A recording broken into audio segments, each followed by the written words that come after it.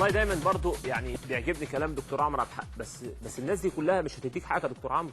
اللي هيديك حقك هو رجوع الكاس، اللي هيديك حقك يا الجمعيه العموميه. لازم تاخد موقف ان الكره ترجع، دوري يرجع، كاس يرجع، اي حاجه ترجع عشان فرقتك تطلع زي ما انت بتقول وانت عامل مجهود. مش ان انا النهارده افك فرق. وبرضو وجهات نظر كل واحد، احنا دايما داخل ملاعب ليه بمنتهى الصراحه، كل واحد ليه وجهات نظر تحترم، وكلها وجهات نظر ان لم تضر فان شاء الله باذن الله لربما تفيد. معانا الحقيقه خبر تاني النهارده، ونادي كاسكادا بيطلب 750 ألف جنيه لبيع حارس للزمالك.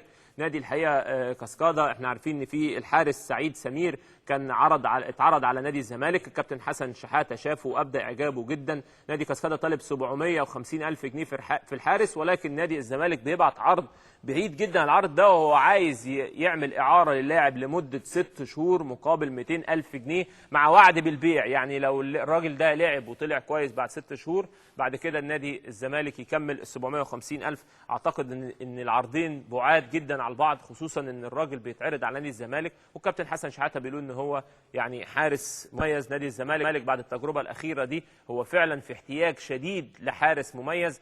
هو دلوقتي في احتياج شديد لاي حارس، بس هو بعد ان شاء الله باذن الله ما تعدي المباراه القادمه ويرجع عبد الواحد السيد، هو في احتياج شديد لحارس مرمى طبعا ان شاء الله باذن الله الفتره اللي جايه. والنادي الاهلي بقى صديق بيعود